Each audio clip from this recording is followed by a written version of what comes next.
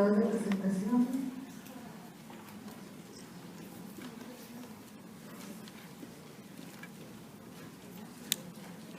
Gracias. Bueno, el título de esta presentación es Aproximaciones de la evaluación bioética en la rehabilitación de pacientes con algún trastorno psiquiátrico.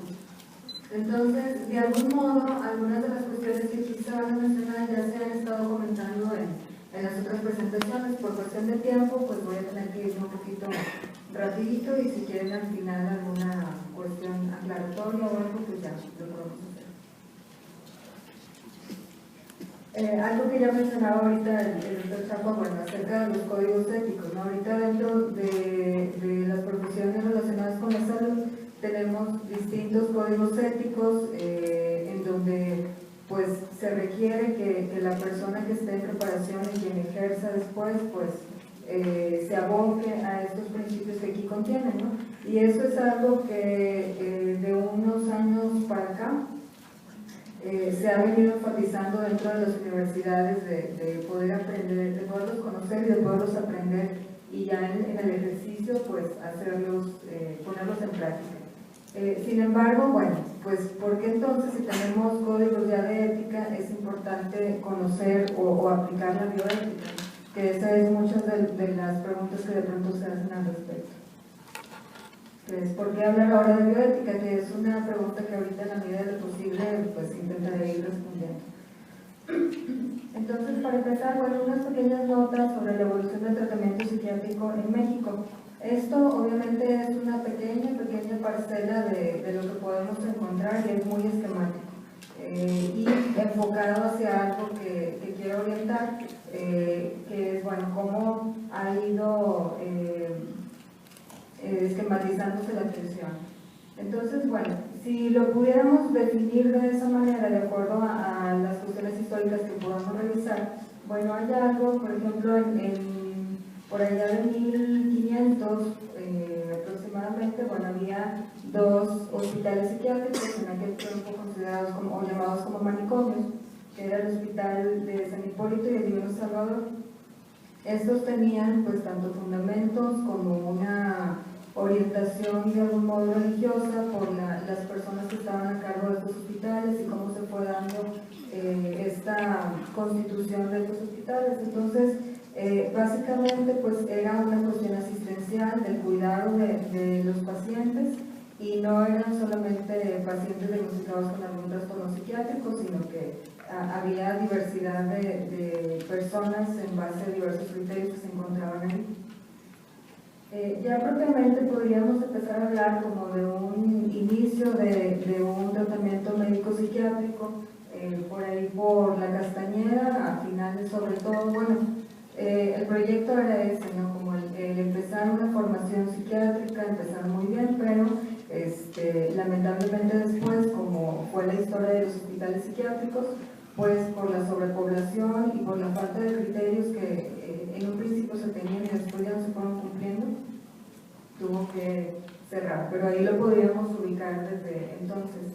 Estos son como se ve en el diapositiva modelos de atención.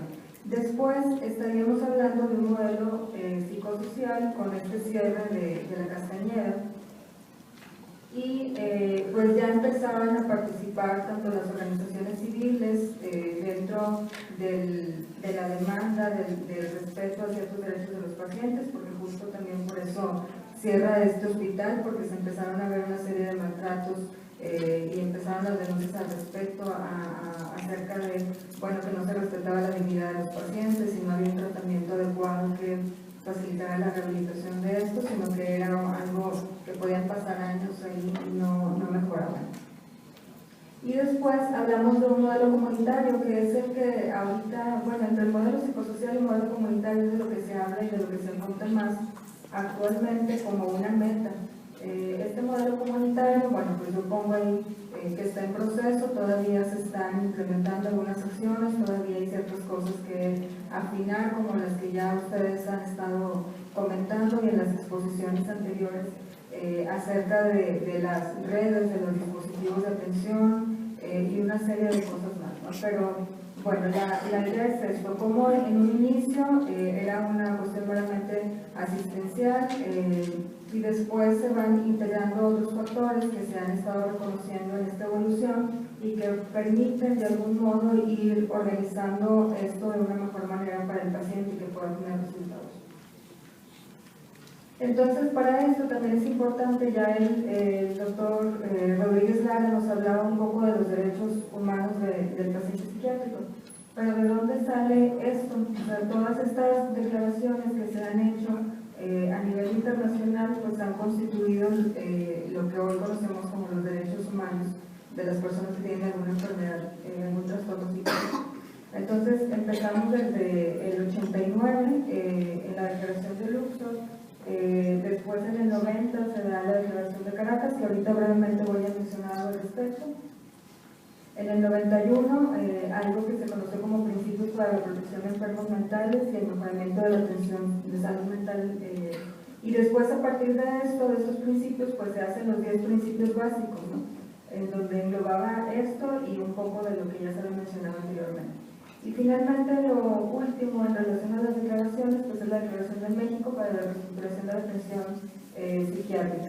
Entonces, todo esto va configurando una serie de mecanismos, una serie de estrategias en relación al tratamiento de los pacientes y también incluso va cambiando el membrete, ¿no? Todavía de hecho está en discusión, ¿no? Bueno, ¿cómo, para no contribuir al estigma o para evitar esto, bueno, cómo llamarle? Si llamarle enfermo, bueno, eso ya quedó en el pasado, llamarle paciente, llamarle usuario, consultante, ¿cómo se le debe llamar para evitar este tipo de estigmatización? Entonces, brevemente les decía, bueno, en esta declaración de Luxor la idea era pues actuar bajo un marco ético, que eso fue en primera instancia lo que era necesario en ese tiempo, ¿no? Y el respeto a los derechos humanos de la salud mental. Entonces ahí se proponía, bueno, que hubiera una cooperación intersectorial, la búsqueda de la mejor calidad de vida posible en los pacientes. La Declaración de Caracas es la que vino a revolucionar un poco más estas cuestiones, porque ya lo que proponía era, bueno, la primacía, por decirlo de algún modo, de la atención primaria en salud y los hospitales generales, bueno, como un espacio de internamiento. Ya lo que se pretendía era que el hospital psiquiátrico, los hospitales psiquiátricos, pues ya no fueran la primera opción para el tratamiento de los pacientes. Entonces, esto, bueno, aquí se da en defensa de los derechos humanos, se habla ya de un tratamiento comunitario como parte de este discurso de no estigmatización hacia los pacientes. En los principios para la protección de los enfermos mentales y el mejoramiento de la atención de la salud mental ya todavía especifican un poco más y clarifican algunas cuestiones. Entonces, aquí estos principios, bueno, son específicos para personas que ingresan a una institución psiquiátrica, la que tenga como función primaria la atención de la salud mental, o sea, no solamente hospitales psiquiátricos. Entonces aquí, bueno, se reafirma esta postura de respeto a los derechos, pero se empiezan también a problematizar algunos de sus principios, entre ellos la autonomía o la autodeterminación del paciente, que en la época actual pues es algo fundamental.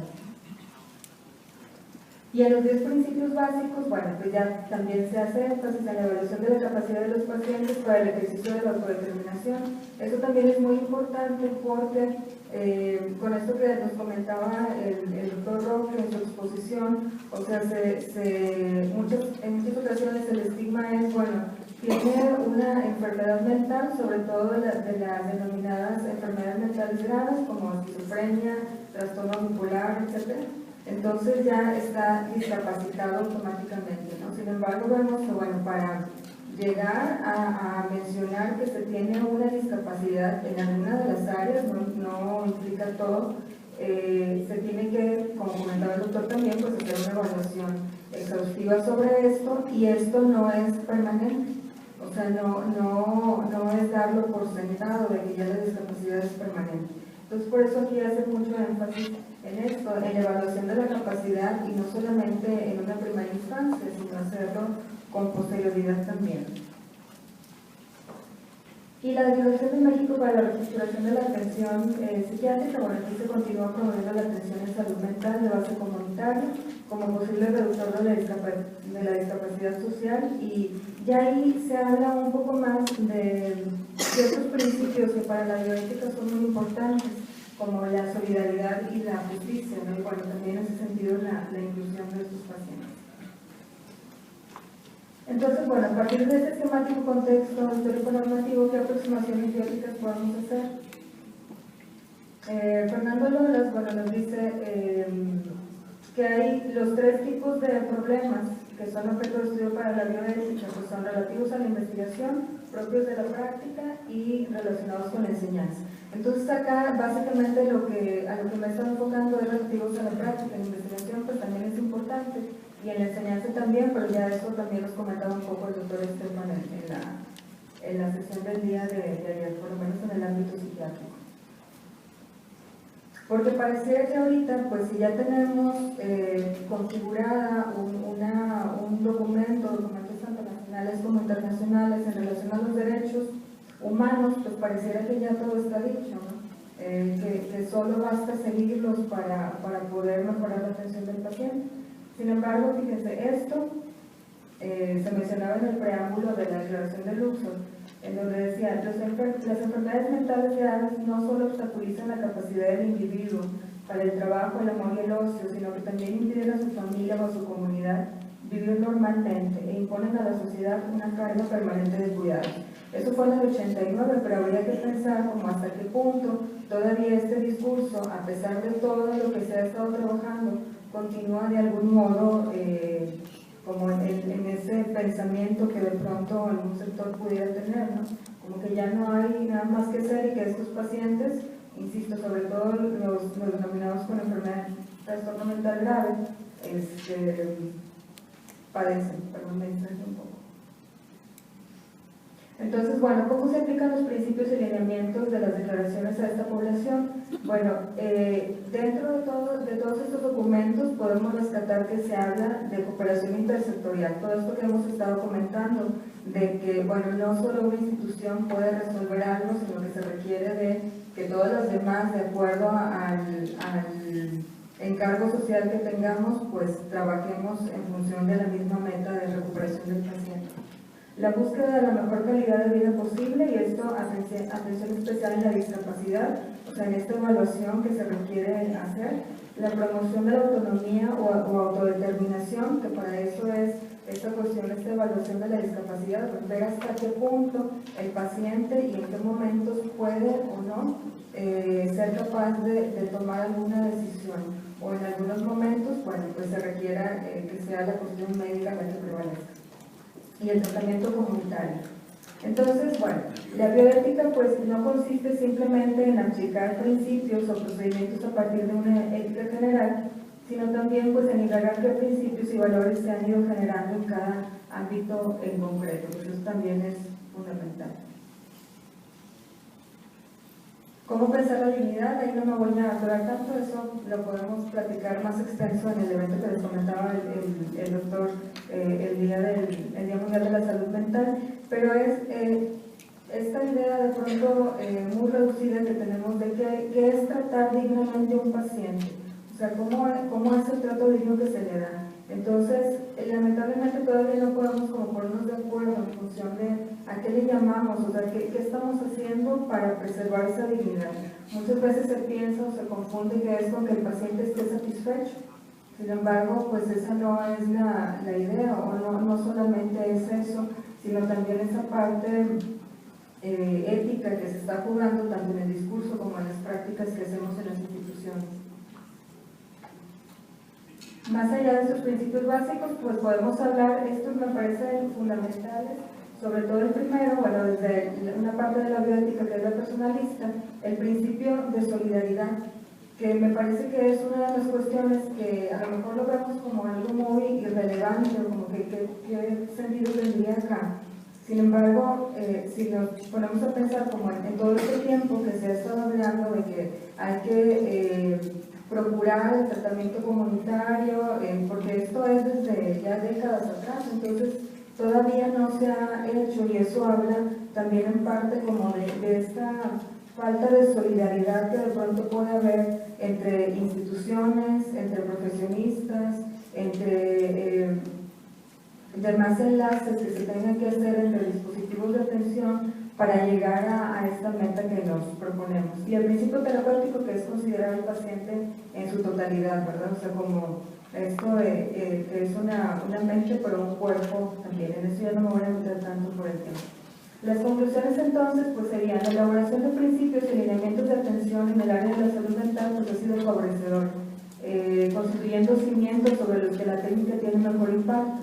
Sin embargo, pues es necesario someter a revisión desde un contexto histórico y en base a las demandas actuales estos lineamientos y prácticas. No se trata, eso creo que con la exposición del doctor Roque también quedó muy asentado, de un mero actuar en base a códigos deontológicos, o sea, los debemos de saber, pero eso no es lo que nos va a dar todo para la mejora del paciente, para darle un tratamiento adecuado.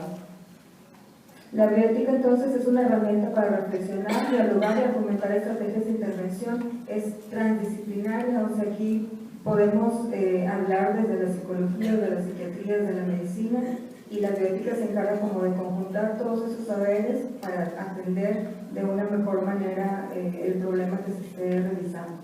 Históricamente entonces podemos ver que la atención a personas con trastorno mental grave continúa siendo un tema que precisa de una serie de competencias técnicas, pero conviene pues no olvidar que principios básicos como dignidad y solidaridad juegan un papel importante para el logro de bases sólidas en el tratamiento comunitario, del que se ha hablado ya desde hace varias décadas. Y me despido con esta frase: de la verdadera conciencia ética no consiste en adherirse a principios o limitarse a prácticas, sino en educar esa imaginación moral para resolver los dilemas de la investigación, la práctica y la enseñanza. Es todo por mi parte. Muchas gracias.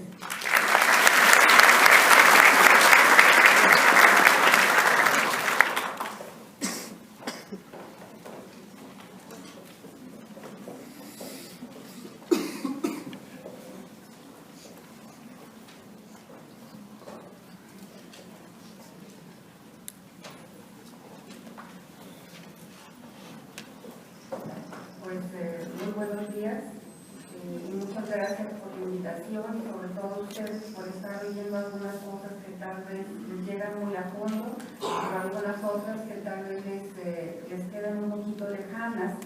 Este módulo se trata de la bioética, pero mi énfasis en tratar de hacer una investigación, una tesis, es han estado hablando ustedes de los códigos, pero los códigos no los podemos imponer.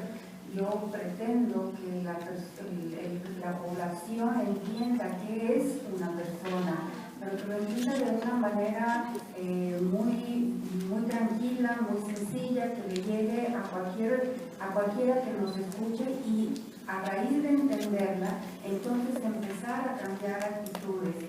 Entonces, a mí me ha motivado mucho que nuestras personas con discapacidades intelectuales o emocionales sepamos que siguen siendo personas, porque esta palabra de discapacitarlos, de etiquetarlos, no nos ayuda suficiente. Y aquí encontré yo dos partes. Una parte es la población en sí afectada y la otra somos los que estamos allí de espectadores, de apoyo, de ayuda. Entonces es importante que entendamos qué es una persona. Y por parte de las personas, de la población que se dedica a estar alrededor de quien tiene cualquier limitación, este concepto lo tiene que asimilar, no nada más para nombrarlo. No vamos a tener un logo con que ya no me diga discapacitado, sino con persona con X problemática, sino en el trato que se le debe de dar, y que no solo va a depender de la buena voluntad de quienes interactúan con ellos. Es necesario, como ya se había comentado, que nosotros mismos salgamos, la sociedad salgamos a hacer un trabajo de enseñanza hacia todos aquellos que nos quieran oír primero, y de tanto oírnos pues se irá pasando la voz de unos a otros. pero también la población que tiene la discapacidad o los cuidadores que los ayuden y que puedan, se encarguen de ellos, les van a apoyar de acuerdo a la capacidad, a la posibilidad de cada quien, de las bondades, pero también de las responsabilidades que implican el ser considerados como personas. La palabra persona, vamos a hacer un poquito de historia, pero es interesante ver cómo, desde dónde viene esa palabra. Viene de los griegos. Los griegos les llamaban proskon a esa máscara que utilizaban para hacer representaciones. Y entonces encontraron que si ellos al hablar chocaba su voz con la máscara que tenían, se generaba un eco, y ese eco hacía como que los hacía notar más.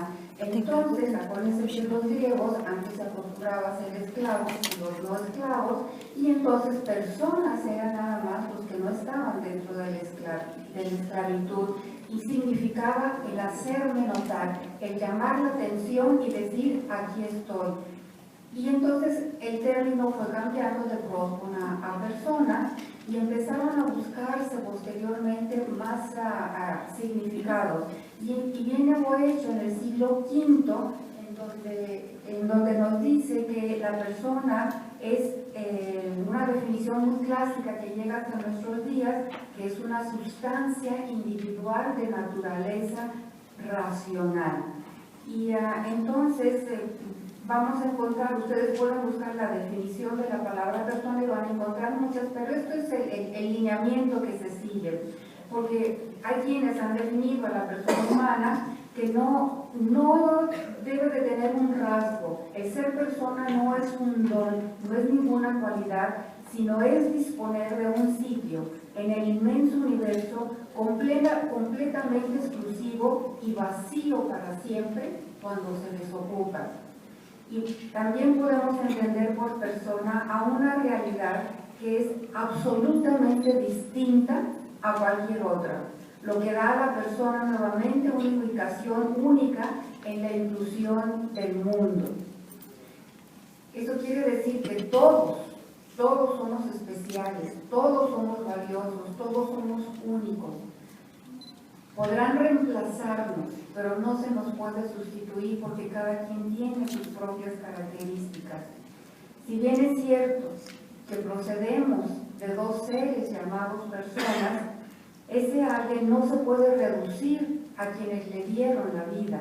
Es un tercero irreductible porque ha empezado por la posibilidad de no haber existido. Es algo que se añade a lo que había, pero tomando en cuenta esos elementos corporales que ya existían, y eso es lo que hace, el que seamos únicos es lo que le agrega el ser alguien.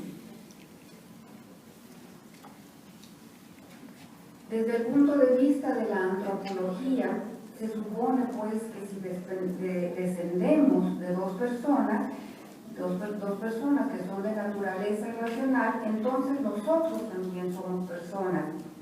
Pero la pregunta que surge aquí entonces es, cuando lo racional está disminuido en mayor o menor grado, ¿eso nos convierte en más o en menos personas? La bioética tiene una fundamentación filosófica muy fuerte, y yo quisiera explicarles un poquito por qué nos vamos a la filosofía para poder entender la bioética. Porque precisamente entender eso de racional a mí me hacía mucho juego en la cabeza por la pregunta que les acabo de establecer. Entonces resulta que indagando sobre toda la evolución filosófica, eso de racional se concibe como un término ontológico, o sea, es una forma denominativa, no descriptiva. No soy racional porque tengo esto y lo otro, sino que la forma en que el ser humano se relaciona con la naturaleza le da ciertas características. Acuérdense que nosotros tenemos la característica de la palabra, del nombre, tenemos un nombre y entendemos por ese de nombre, tenemos una sexualidad, tenemos un concepto de la muerte, tenemos una temporalidad, sabemos que estamos aquí de una forma transitoria, cosa que el resto de los seres que nos rodean no lo entienden. Entonces eso nos ubica en un capítulo de racionalidad. Y existe también en la filosofía algunos conceptos. Un concepto es el cambio y otro concepto es la potencia. Nosotros somos, el acto y la potencia. Nosotros somos el acto, pero también estamos sujetos a cambios. Cuando hay un cambio entitativo, entonces es cuando dejamos de ser lo que éramos para hacer otra cosa. Pero hay otros cambios que no son entitativos, no son sustanciales, no son esenciales, y entonces son aquellos cambios en donde nada más tenemos algunas modificaciones cualitativas o cuantitativas, pero seguimos siendo quienes somos, seguimos siendo personas, de tal manera que la persona no se define por una cualidad para la que en última instancia fuera accidental existir. El que alguien haya nacido grandote, blanco, precioso, y otros chaparritos y otros morenos, no son accidentes que suceden. Lo esencial es la sustancia, que nosotros somos, que somos personas. Entonces también sucede dentro de la filosofía que poseemos dimensiones.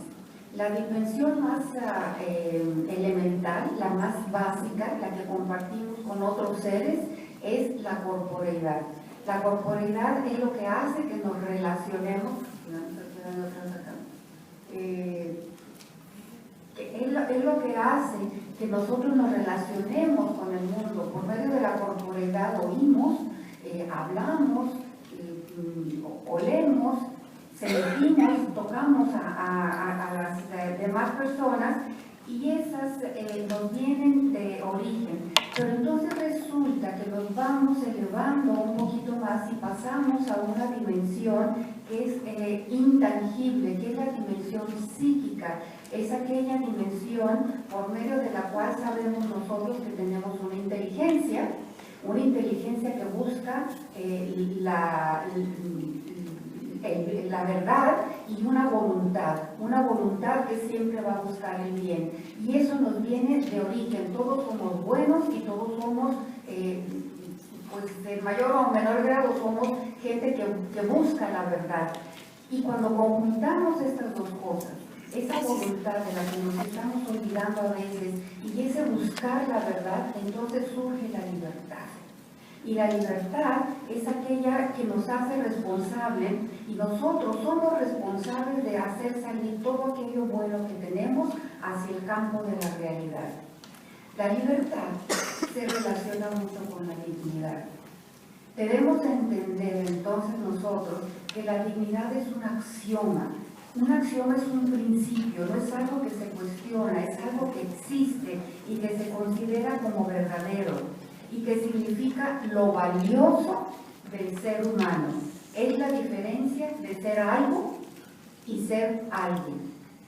La persona lleva implícita la dignidad, porque nosotros somos un fin, no somos un medio, y eso es lo que la bioética trata de hacer entender a todo el mundo. Yo no soy algo a través del cual tú vas a obtener algo mejor. Yo soy un fin en sí misma, te guste o no te guste mi fin, pero yo soy un fin. Entonces, eso es la dignidad, y todo el mundo la tenemos implícita.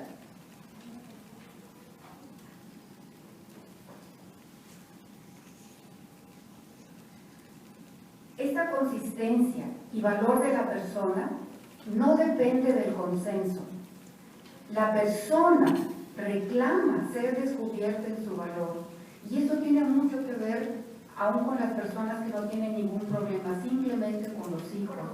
Los hijos son valiosos, y es nuestra obligación como padres, como adultos que nos relacionamos con ellos, ir a descubrir cuál es tu valía, dónde está lo más valioso de ti, y reforzarte a ti mismo esa valía que estás teniendo, en el reconocimiento de su ser y de su dignidad, esa persona llamada infante, llamada neonato, llamado como ustedes quieren, va desarrollando su vida, la vida de una historia singular, irrepetible e insustituible. Si ustedes logran entender esto, si ustedes se abren a este conocimiento, me pase a mí lo que me pase, yo sigo siendo esa persona. Y entonces me van a voltear a mí, y a lo mejor ya no soy lo que antes fui, pero en honor a eso que yo fui, me van a respetar y me van a tratar como persona, me van a dignificar, me van a dar mi dignidad, la que yo me merezco. Y para madurar la experiencia de ser valioso, el yo requiere abrirse al otro. Dicha experiencia va madurándose o va deteriorándose según se va enfrentando la responsabilidad, tanto de la propia vida como del otro yo. Ahorita la licenciada hablaba de la solidaridad. No somos solos, somos otro más, y en ese otro más también me estoy realizando yo. Entonces, siendo la experiencia y las reflexiones que se hagan sobre uno mismo lo que nos van a llevar a tener ese fundamento de lo valioso y de lo significante que soy. Cada persona es única, singular, extraordinaria. Siempre se es persona, pero entre más despliegue sus cualidades, más se acrecentará, y entre menos lo haga, limitará ese crecimiento. Entonces, hay un proceso de personalización de quien siempre ha sido y será persona. Relacionando todo esto con la bioética, de la cual ya se ha hablado un poco, pues sabemos que es la ciencia de la supervivencia de la vida, pero no solo de la vida, también del medio ambiente. Los bieticistas nos metemos en todo, pero se entiende como un proceso donde se cuestiona si el hacer y el ser de la ciencia va de acuerdo o no con la vida. Y aquí se ha hablado de tratamientos, de instituciones, de tratos, de códigos. Entonces yo tengo que cuestionar si todo aquello que sacan a la luz va de acuerdo con el respeto a la vida y el respeto a la persona. Y esa es la función de los bieticistas. Y ya en específico, la bioética personalista se basa en la realidad de la persona, en la consideración de su dignidad y en que la persona es independientemente de lo que tenga para sí o para los demás. Y también considera que el ser humano, pues como ya se ha comentado, no es un ser aislado. Todos los dilemas que se plantean en la bioética personalista admiten un tratamiento de apertura. Necesito abrirme al otro, y una solución a la vista de su dignidad, y su finalidad es conseguir el consenso personal, que ese consenso personal no se acabe cuando la vida se vuelve frágil o se vuelve débil. Entonces, la sabiduría implica reconocer la dignidad del ser humano, sobre todo en aquellos momentos de dolor o de fragilidad.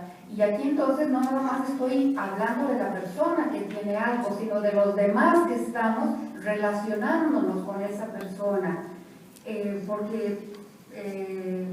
Para poder cumplir con nuestra dimensión social, hablábamos de dimensión física, de dimensión psíquica, hay una dimensión social, y cuando cumplimos con ella, trascendemos y nos realizamos en nuestra dimensión espiritual, respetando los límites de los demás, lo cual, lejos de limitarnos a nosotros, nos convierte en nuestro propio fin, ya que soy más libre en la medida en que permito que los demás lo sean. Y eso me lleva a mi acabamiento entendido como mi meta. ¿Quién quiero yo ser? Este acabamiento me convierte cada vez en una mejor persona, porque si prevalece el instinto egoísta y material, da paso al individuo, que solo mira para sí sus intereses, pero la prevalencia de lo generoso, de lo espiritual, da lugar a la persona. Si nosotros entendemos esto y hacemos que el resto de la población lo entienda, todos esos códigos o lineamientos van a ser de sobra. Pero como no lo entendemos, entonces se requieren, y yo quiero exponerles también que lo vean desde esa perspectiva, de reconocerse cada quien valioso. Si yo soy valioso, yo le recuerdo que tengo la capacidad de reconocerle el valor a quien me rodea. Muchas gracias.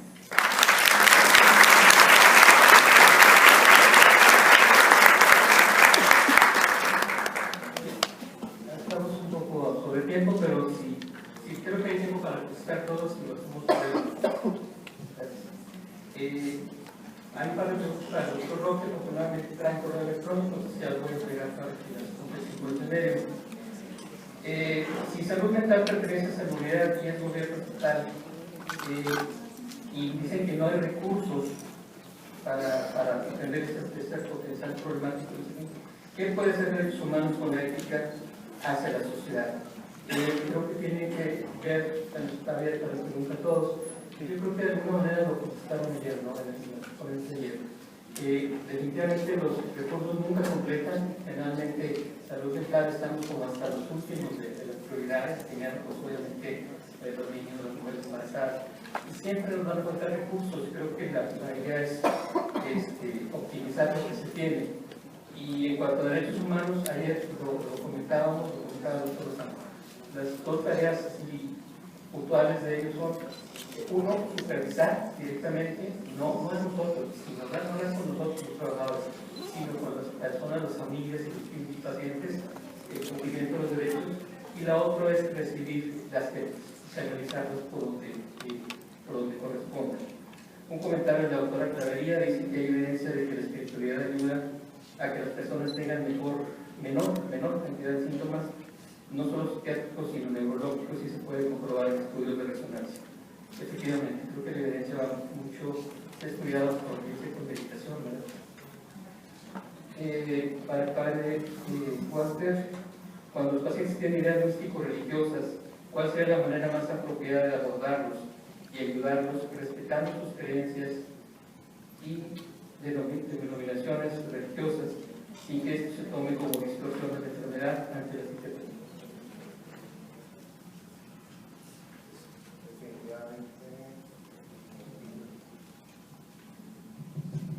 Definitivamente tienen que buscar la canalización también de su fe, de sus creencias. Tenemos que ser respetuosos con cada uno de ellos.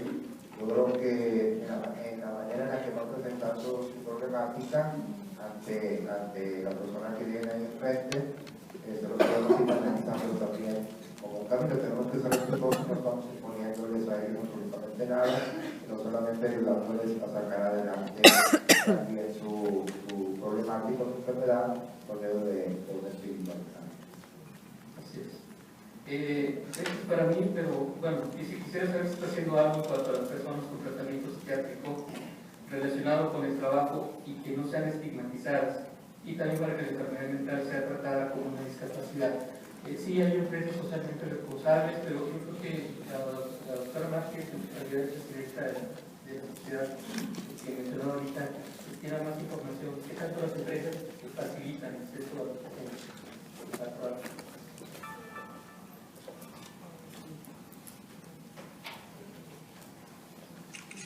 Bueno, este es un proyecto que no tiene mucho tiempo y que cada vez debemos nosotros también buscar más espacios, pero sobre todo tratar nosotros con respeto a las personas que tienen esta discapacidad, porque es importante que nosotros mismos como sociedad, ni siquiera como relacionados con la persona con discapacidad, sino como sociedad, cuando nos encontremos con una persona que ha sido admitida en una de estas empresas, le demos su lugar. Y si nosotros le damos su lugar, entonces las empresas se van a ir abriendo más.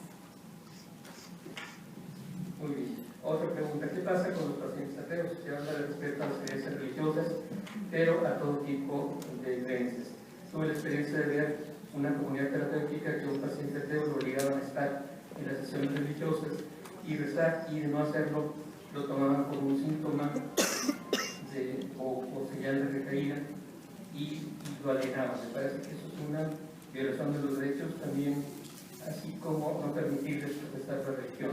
Efectivamente, a ellos se señalaba que es uno de los derechos muy temprano, el doctor Roque lo mencionaba también, el respeto a las creencias de cada quien, las muy particulares que tiene cada quien. Yo creo que esa institución donde se menciona la debe hacer una denuncia para que se perdiga esta situación. Para el padre nuestro, pero yo creo que pudiéramos abrirla, ha considerado realizar prácticas de meditación y o yoga para el desarrollo del espíritu y el equilibrio de los pacientes, sí, no, porque no sé quién quiere comentar. No, pues yo lo que puedo decir aquí es que ojalá que se abrieran esos espacios, más espacios de meditación para todas las personas, siguen en una línea respetando cada una de sus fe, ¿verdad? De su fe. Entonces, ahorita pues es el trabajo muy específico en la profesión, ¿verdad? Aunque también ahí en el hospital hay unas damas argentinas que colaboran con otro tipo de actividades.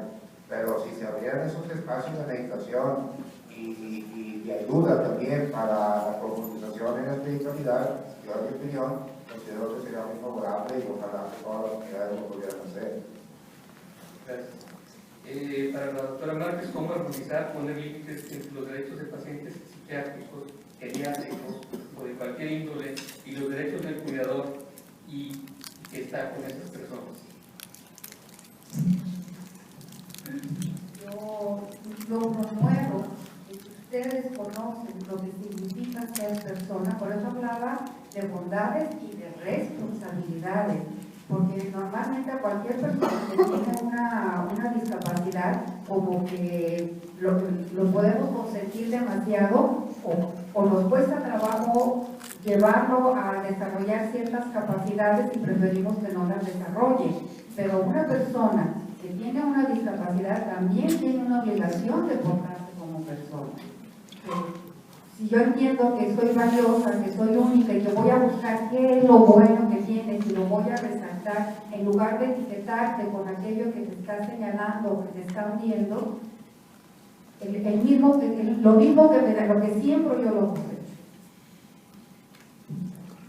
Viene para la licenciada Orozco, pero creo que la pudieron abordar todos. ¿Cuál es la forma correcta de referirnos? ¿Paciente, usuario o consultante?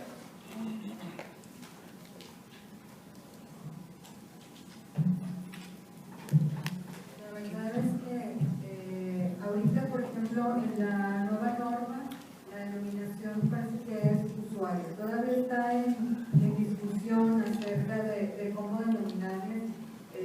Lo único que sí queda muy asentado en la normativa es que no le llamemos enfermo mental. O sea, eso es algo que ya quedó fuera justo por esta estigmatización a la que se está expuesto con tan solo el desmembramiento. De ahí en fuera creo que no hay algo así específico, o sea, no nos vamos a meter en problemas ni ofendemos a alguien con decirle paciente, usuario. O sea, lo importante es evitar esa otra parte de no es, como lo mencionaba el doctor Roque, o sea, no es un enfermo mental, no es alguien, o sea, esa etiqueta que no está hablando en sí de la persona, sino de un padecimiento que no, o sea, que es transitorio. Muy bien, ya no hay más preguntas, entonces si es el momento, sí, por favor. ¿Paciente psiquiátrico es correcto? ¿Así se puede denominar? Se puede denominar, pero sí, sí, efectivamente. Porque lo está tratando en psiquiatría. Así es. Okay. Pero es un término muy alto, ¿verdad? Sí, creo que la situación ha ido cambiando en muchos sentidos, ¿verdad? De hecho, si se fija, la Procuraduría se llama para atención de personas con discapacidad, ya no discapacitadas, como tiene por el doctor Roque. Muy bien, estamos ya con el tiempo concluido. Creo que fue una buena mezcla, una buena experiencia. Compartimos algunas inquietudes. Ojalá que algunos de ustedes que no conocían bien la bioética o no tenían muy claro de qué se trataba, pues es cierto que incluso hay lugares donde se puede tener formación, donde se puede hablar para que lo consideren, cada quien en su área de trabajo, pues vaya, lo aplique, lo entienda y las cosas sean un poco importantes. Gracias, Pablo.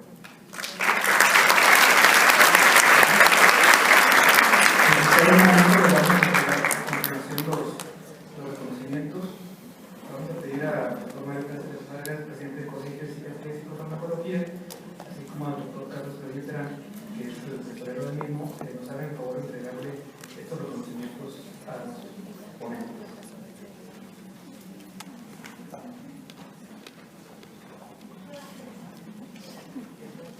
Gracias a nuestro Ricardo Chapa Vázquez, esta constancia de construcción y participación en los simposios sobre derechos humanos de la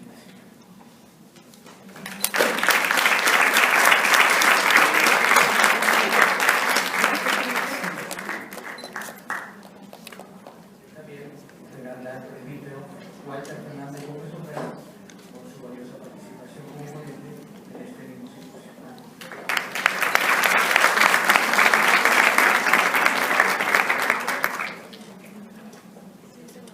Agradecemos su brillante participación a la doctora Nadia Márquez Córdoba como ponente en el Simposio de los Derechos Humanos del Paciente Psiquiátrico